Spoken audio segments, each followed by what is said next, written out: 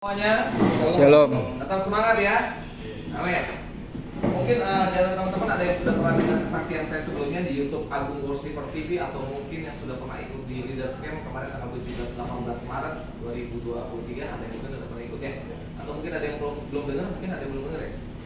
Ada yang dengar, ada yang belum dengar nggak ada ya? Oke, saya akan sedikit saya the point aja. Jadi saya adalah salah satu survivor leukemia. Leukemia itu kanker darah. Ya, kanker adalah salah satu penyakit yang sangat mematikan di seluruh dunia. Bahkan dari data dari RS Darmais tahun 2022 kemarin, saya hanya satu-satunya pasien kronik miliut leukemia yang hidup se-Indonesia. Ya. Jadi kalau kanker darah itu dia tidak ada stadium, tapi dia hanya ada jenis. Ada 3 jenis besar. Yang pertama itu AML, acute myeloid leukemia. Yang kedua itu ALL, acute lymphocyte leukemia. Yang ketiga itu CML, chronic myeloid leukemia. Nah, saya terkena yang di CML atau chronic myeloid leukemia. Saya didiagnosa oleh dokter terkena kanker itu tanggal 8 Juli 2022. Sebelumnya saya tidak pernah terpikirkan saya akan terkena penyakit ini. Semuanya berjalan baik-baik aja. Tiba-tiba dengan berjalannya waktu ada penurunan secara di fisik saya. Jadi badan saya juga udah mulai kurus, kulit udah mulai agak menghitam, munculnya bercak-bercak biru di kaki kanan kiri, mata saya tertutup dengan darah kanan kiri, dan juga di telinga saya penuh juga dengan darah. Nah, itu kalau boleh ditampilkan fotonya. Nah, ini pertama waktu saya belum divonis leukemia ini di Mall Taman Nagrek. Saya selesai pelayanan waktu itu. Nah, waktu pas coba foto nomor 2, foto nomor 2. Nah, ini yang tadi saya bilang telinga saya penuh dengan darah. Ini pengecekan pertama waktu itu di salah satu rumah sakit di Tangerang, ya, di Karawaci. Karena kebetulan di Tangerang tidak ada ahli onkologi atau ahli darah, akhirnya saya dirujuk dengan menggunakan BPJS ke RS Darmais di Jakarta. Seperti itu, saudara. Nah, akhirnya pada tanggal 30 Agustus saya dilakukan pengecekan kembali, ambil darah lagi, sel darah tepi saya diambil, itu untuk menguji lagi apakah benar saya terkena leukemia atau tidak. Dan ternyata setelah diambil darah tanggal 30 Agustus 2022, saya benar-benar terkena leukemia, kanker darah. Dan itu membuat saya sangat shock, terkejut gitu kan.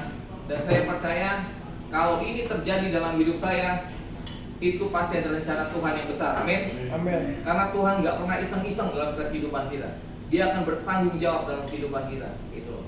Walaupun saya awalnya juga di pikiran saya hanya kematian aja di depan saya gitu, tapi saya percaya ini memang ada maksud Tuhan yang luar biasa. Dan kemudian tanpa disangka-sangka ketika saya dibawa masuk ke IGD, itu saya hyperleukosit. Jadi leukositnya di atas manusia normal, 5 kali dari manusia normal. Bahkan setelah di PCR saya terkena COVID, udah kena leukemia, COVID, hyperleukosit.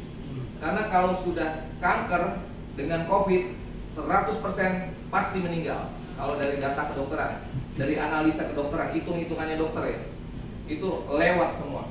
Dan waktu dari data dari RS Darmais semua dibuktikan bahwa hanya saya sendiri. Jadi hanya saya sendiri yang hidup saat itu. Ya. Di tahun 2022 yang leukemia gitu.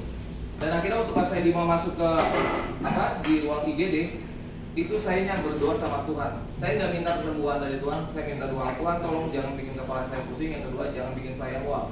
Karena saya tahu kalau di rumah sakit kanker nasional apalagi seperti itu ya, itu suasana akan perlu beda dengan rumah sakit yang ada sebelumnya gitu.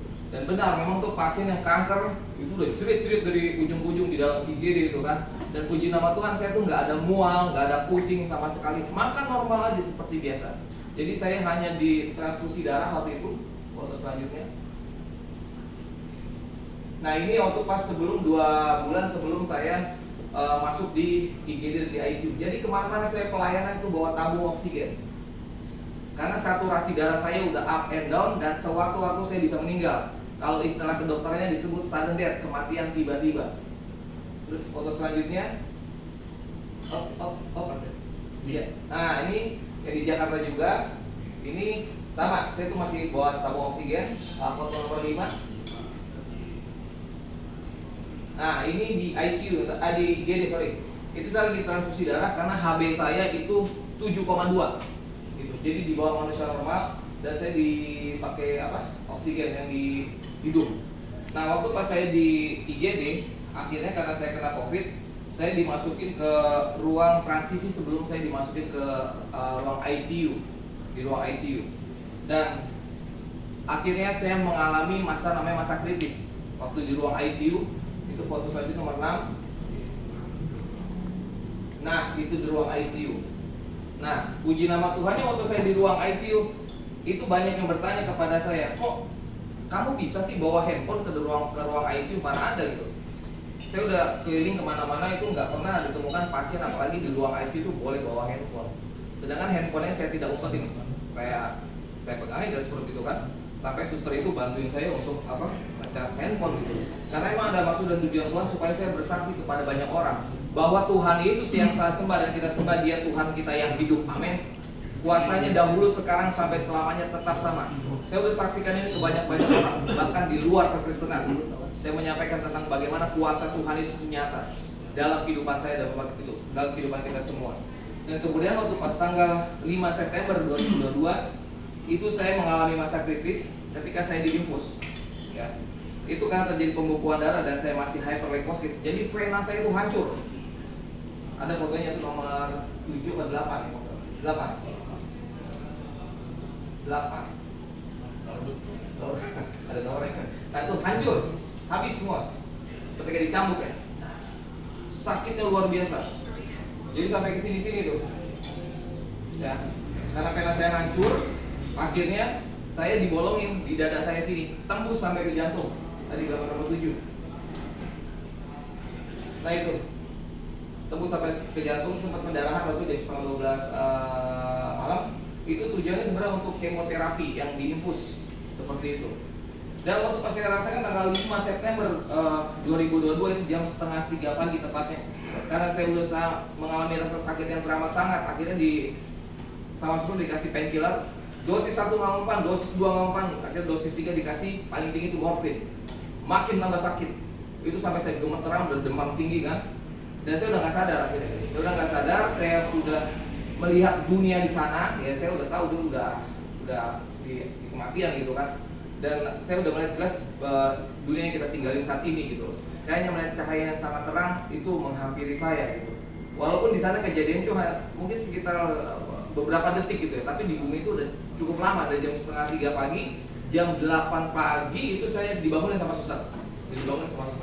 Dan mujizat Tuhan terjadi waktu pas tangan saya hancur itu, memang masih ada bekasnya, cuma tapi udah nggak terlalu sakit. Yang tadi ada fotonya itu kan, itu tanggal 5 September 2022. Kemudian puncak di tanggal 6 September 2022 jam 6 pagi, Tuhan Yesus datang ke ruang ICU. Dia datang menghampiri saya. Bayangin, saya debu tanah, Dia pencipta kita semua. Dia menghampiri saya. Saya tidak bisa melihat wajahnya secara physically gitu, tapi saya merasakan hadirat Tuhan yang sangat kental melingkupi saya. Yang saya rasakan hanya apa? Ketenangan, damai sejahtera, sukacita berlimpah, kasih yang sempurna tanpa batas.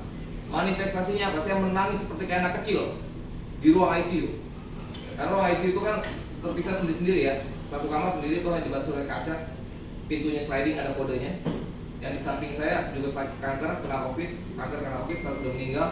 Jadi di ruang ICU itu hanya saya yang sadar sendiri, gitu. Posisi sadar hanya saya. Sedangkan yang lainnya itu udah kritis dan udah siap menghadap Tuhan gitu. Sampai waktu pas Tuhan Yesus datang, itu ruangan seperti di lock, dikunci sama Tuhan. Dokter susul depan sana gak bisa masuk gitu. Karena saat itu Tuhan mau bicara sama saya. Dan benar memang Tuhan bicara sama saya. Audible, saya dengar jelas suara Tuhan. Ini yang Tuhan mau untuk saya lakukan dalam hidup ini. Kehidupan kesempatan kedua buat saya, untuk saya melakukan apa yang Tuhan mau, apa yang agendanya Tuhan itu harus saya selesaikan untuk semuanya, untuk kemuliaan bagi nama Tuhan. Tuhan Yesus bilang gini, berserahlah, aku yang bekerja bagimu, aku tidak meninggalkanmu, aku akan pakai kamu menjadi saksiku yang hidup bagi banyak orang, aku yang akan melengkapimu. Tuhan bilang seperti itu. Tuhan mau jadikan saya sebagai saksinya Tuhan yang hidup. Ya berarti saya harus hidup. Kalau saya meninggal, gimana saya mau jadi saksinya Tuhan? Saya udah banyak saksikan ini ke banyak orang, bukan hanya di kalangan kekristenan, ke semua orang. Karena Tuhan bilang kan ke banyak orang, bukan kepada orang Kristen, tapi ke semua orang. Saya udah bicara tentang Yesus ke banyak orang, siapapun itu. Saya sampaikan dimanapun kalau saya diminta untuk bersaksi, bahkan share firman. Dan saat ini saya juga nggak diizinkan Tuhan untuk saya bekerja lagi, itu melalui konfirmasi dari 5 dokter saya. Nggak boleh. Jadi memang agenda Tuhan ini harus saya selesaikan sebelum saya kembali lagi kepada Dia. Kalau agenda Tuhan ini ya atas hidup saya yang Tuhan sudah berikan itu selesai, baru saya balik kepada Dia. Dan hari Rabu tanggal 7 September 2022 akhirnya mujizat Tuhan terjadi. Saya di PCR dan saya sudah negatif dari COVID. Ya, negatif COVID, saya sudah tidak hyperleukosit. Jadi tinggal leukemianya aja. Dan akhirnya kemudian di tanggal 8 September 2022 karena dokter harus mempatenkan apakah benar saya CML, chronic myeloid leukemia, akhirnya dilakukan pengecekan terakhir itu namanya BMP. Jadi sum-sum tulang belakang saya diambil, itu foto nomor 9 kalau nggak salah, lupa. Di sini dibolongin, duduk dibolongin, pakai jarum yang cukup besar, diambil sum-sum tulang belakang 5 cc, sama tulang belakang saya dicungkil pakai spatula, diambil sedikit. Rasanya gimana? Sangat hidup. Karena tulang itu tidak bisa dianestesi, yang bisa dianestesi itu hanya daging, gitu loh. Dan semua Tuhan izinkan itu terjadi dan saya berani menghadapinya bukan karena saya, tapi karena Tuhan Yesus memberikan keberanian dalam hidup saya. Dan saya percaya ketika Tuhan sudah bicara itu atas hidup saya, Dia tidak meninggalkan saya, dan saya percaya Tuhan juga tidak pernah meninggalkan setiap kehidupan kita. Amin. Amin. Apapun yang kau alami, apapun yang kau hadapi, Tuhan Yesus bersama dengan kita. Dan Tuhan kasih ayat di Mazmur 23 ayat 4 dikatakan, sekalipun aku berjalan dalam lembah kekelaman, aku tidak takut bahaya, sebab Engkau besertaku, gadamu dan tongkatmu, itulah yang menghibur aku. Jadi saya dan kita semua kalau kita melalui dalam lembah kekelaman, kita hanya melaluinya, tapi tidak tinggal diam di dalamnya. Dan akhirnya waktu pas tanggal 10 September 2022 diputuskan oleh dokter saya boleh pulang dan rawat jalan. Jadi selama 12 hari waktu itu saya dirawat. Makanya kalau saya diminta kesaksian dimanapun, saya beri judul itu 12 hari melalui lembah kekelaman bersama dengan Tuhan Yesus. Dan akhirnya pengecekan darah pada bulan November 2022, Desember 2022, Januari 2023, Februari 2023, Maret 2023, April 2023 kemarin semuanya baik, sehat, dan normal. Jadi saya hanya kemoterapi yang oral yang tadi diputuskan dicabut sama dokter, diputuskan untuk kemoterapi dan oral. Dan saya percaya nanti tanggal bulan Mei itu pengecekan saya terakhir akan diputuskan apakah saya akan lanjut kemonya yang oral atau tidak gitu loh, atau tidak. Nanti hanya tinggal periksa per 6 bulan saja. Nah, foto selanjutnya. Nah, ya 12 10. Nah, ini waktu pas saya KKR Desember kemarin 2022. Saya dari gemuk kurus, gemuk lagi. Nah, ini udah recovery, jadi terus berjalan.